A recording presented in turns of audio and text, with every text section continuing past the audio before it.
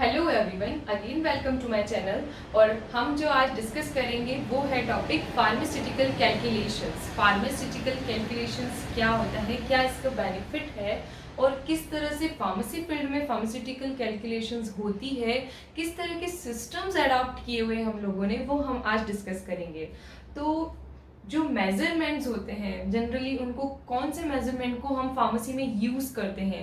Generally जो measurement होते हैं उनको दो सिस्टम में डिवाइड किया हुआ है। एक ओल्ड सिस्टम है और एक न्यू डेवलप्ड सिस्टम है। ओल्ड मतलब बहुत ही ज़्यादा पुराना, जिसको हमने नाम दिया है इम्पेरियल सिस्टम, और अदर वन जो है वो न्यू है, that is called is metric system.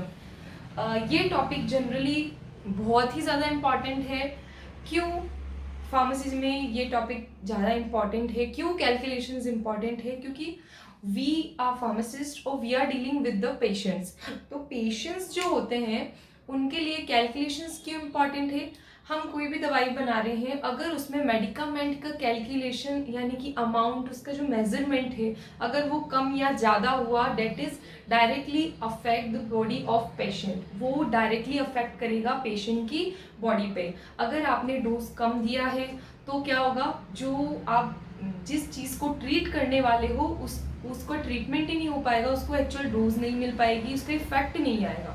अगर आपने डोज ज़्यादा दे दी तो क्या होगा, डोज अगर आप ज़्यादा दोगे that will cause toxic effects. क्या क्या हो जाएंगे कि कुछ एडवर्स रिएक्शंस हो जाएंगी, साइड इफेक्ट्स आ जाएंगे इस तरह से। तो कैलकुलेशंस बहुत ज़्यादा इंपॉर्टेंट है, मेजरमेंट्स बहुत ज़्यादा इंपॉर्टेंट है, तो ये टॉपिक बहुत ही ज़्यादा इंपॉर्टेंट है और इसमें से क्वेश्चंस आते ही हैं। ये टॉपिक जनरली आपको थोड़ा सा टिपिकल लगता है, थोड़ा सा अच्छा भी नहीं लगता है, लेकिन हम इसको बहुत ही इजी वे में और अच्छी तरह से पढ़ेंगे। इसमें क्या क्या इंपॉर्टेंट चीज़ें हैं वो हम डिस्कस करते हैं।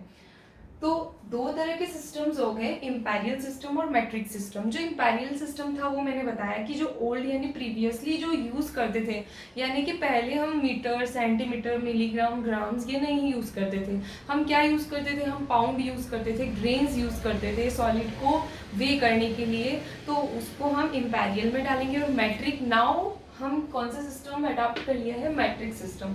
तो मैट्रिक सिस्टम के अंदर हम किलोग्राम्स, मिलीग्राम्स ये चीज़ें यूज़ करते हैं। तो न्यूली सिस्टम आज चलता है और इम्पेरियल सिस्टम भी हमें इम्पॉर्टेंट है, क्योंकि कुछ चीज़ें जो है वो आज भी पुराने सिस्टम को ही फॉलो किए हुए हैं। तो इम्पेरियल सिस्टम भी फर्दर डिवाइडेड था कितने, टू टाइप्स में। एक हो गया आपका अवॉइडोपॉइस और सेकेंड वन हो गया अपोथिकेरिस।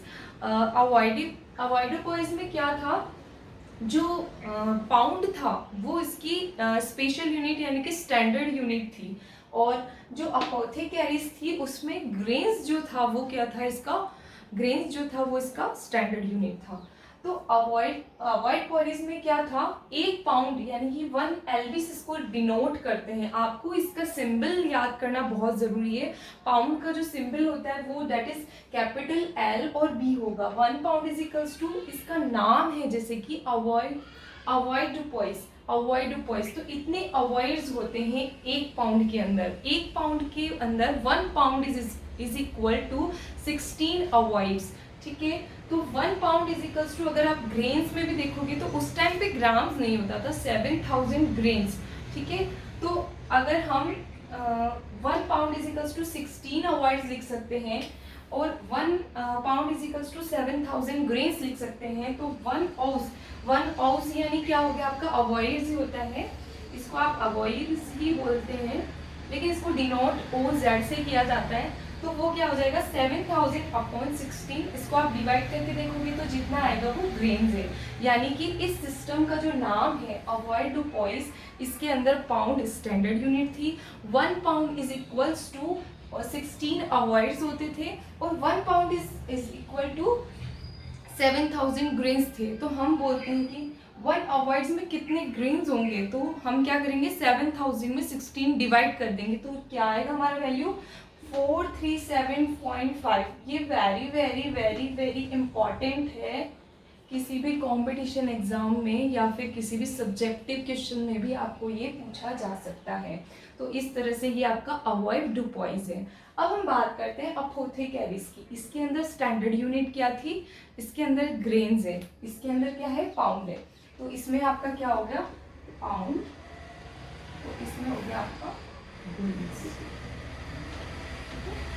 इसके अंदर मैंने क्या बताया कि जो ग्रेन्स होगा, ग्रेन्स जो होंगे वो इसकी क्या होगी, स्टैंडर्ड यूनिट। इसके अंदर आपको कुछ नहीं, ये नाइपर में 2 बार क्वेश्चन आए हुए, डायरेक्टली इसमें सिंबल पूछ लेता है। सिंबल आपको ध्यान में रखना है। स्क्रपल क्या होता है, ड्रैकम क्या होता है, अपोथे क्या होता है। कुछ चीजें ऐसी है जो सिस्टम है उसी का शॉर्ट फॉर्म है। जैसे अवॉइड टू पॉइंट्स में क्या हुआ, अवॉइड्स हो गया। अपोथे कैरीज में क्या हो गया, अब अपोथे आएगा, द टर्म इज अपोथे। तो स्क्रपल का सिंबल क्या होता है, इट्स सिंपली एक एरो जो है वो स्क्रपल का सिंबल है। और इसके अंदर क्या वैल्यू होती है, इसमें 20 grains. 1 scruple is equals to 20 grains. 1 drachm, drachm को आप इस तरह से बनाएंगे, दिस इज ड्रैकम। जैसे ऊ बना के थोड़ा सा आपको यहाँ से ऐसे करना है, दिस इज ड्रैकम। और ड्रैकम के अंदर क्या होगी, 60 ग्रेन्स। कितने होंगे ग्रेन्स, 60 ग्रेन्स। अब हम बात करते हैं 1 अपोथे, यानी कि जो एक्चुअल में ये जो अपोथे कैरीज की हम बात कर रहे हैं, तो 1 अपोथे इज इक्वल्स टू कितने ग्रेन्स होंगे। और अपोथे का जो सिंबल है आपको कुछ नहीं करना है, इसको थोड़ा सा और करके ऐसे बना देना, दैट इज कॉल्ड एज अपोथे। तो अपोथे में कितने ग्रेन्स होंगे, अपोथे में ग्रेन्स होंगे 480 ग्रेन्स। कितने होंगे, 480 ग्रेन्स।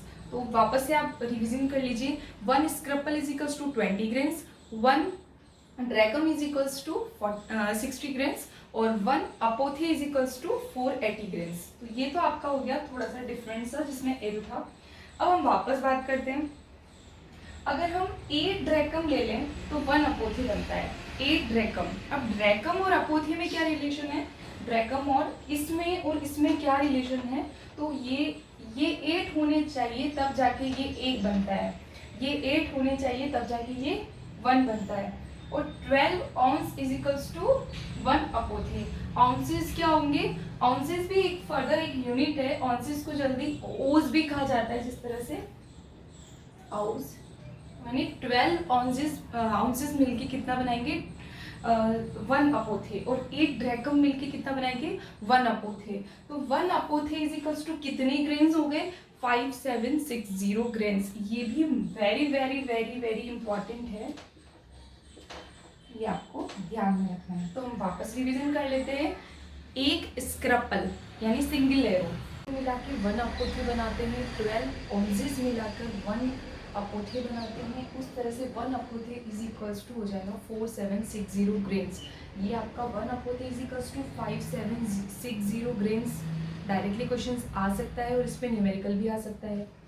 और 1 ओज इज इक्वल्स टू क्या हो गया, 1 अवॉयर्स इज इक्वल्स टू क्या हो गया आपका 437.5 ग्रेन्स। तो ये भी आपका क्वेश्चन न्यूमेरिकल में बैठेगा। किस तरह से न्यूमेरिकल करते, एक एक चीज़ मैं आपको माइन्यूटली समझाती जाऊँगी। तो आज हमने जो ये जो कैलकुलेशन, जो मेजरमेंट्स पढ़े हैं, ये किसके लिए है, वेट्स के लिए है। वे कैसे करते हैं, सॉलिड को वे कैसे करते हैं। अब हम नेक्स्ट सेशन में इसमें लिक्विड को कैसे वे करेंगे। जनरली हम लोग आजकल जो लिक्विड में वे करते हैं वो लीटर्स में होता है, और सॉलिड करते हैं किलोग्राम्स में, ग्राम्स में। लेकिन पुराने टाइम में किस तरह से लिक्विड को वे करते थे, वॉल्यूम को कैसे वे करते थे, वो हम देखेंगे नेक्स्ट सेशन में। और उसी के साथ में हम मैट्रिक सिस्टम भी स्टार्ट करेंगे जो अभी चल रहा है। और इस तरह से ये आज का सेशन है, इम्पेरियल है, जो फर्दर 2 टाइप्स का है, अवॉइड ट्वाइस और अपोथे कैरीज। और उसमें फर्दर क्या क्या आपकी टर्मिनोलॉजी है, क्या क्या इसके सिंबल्स है, ये आपको बहुत अच्छे से ध्यान रखना है। और इस पे भी बेसिस हम न्यूमेरिकल 1 बाय 1 करेंगे। जो मेजरमेंट से रिलेटेड स्टडी होती है, जिसके अंदर हम वेट्स के बारे में पढ़ते हैं, मेजरमेंट के बारे में पढ़ते हैं, that is called as metrology. ये भी क्वेश्चन आया हुआ है फार्मासिस्ट के एग्जाम में, इसलिए मैं आपको बता दिया। तो फार्मास्यूटिकल कैलकुलेशंस का एक पोर्शन, इंट्रोडक्टरी पोर्शन, और जिसमें भी इम्पेरियल सिस्टम, वो आज फिनिश होता है। आपको मेरी क्लास कैसी लगी, kindly like, share and subscribe. और इसमें आपके कोई और सजेशंस हो, कोई न्यूमेरिकल्स हो, तो वो आप कमेंट में डाल सकते हैं।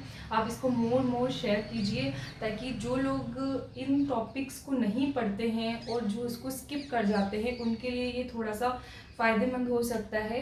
क्योंकि इसको मैं बहुत ही ज़्यादा कॉन्सेप्चुअल लेवल तक लेके जाऊंगी और इसको ग्राउंड लेवल तक लेके जाके आपको इसको समझाने की कोशिश करूंगी।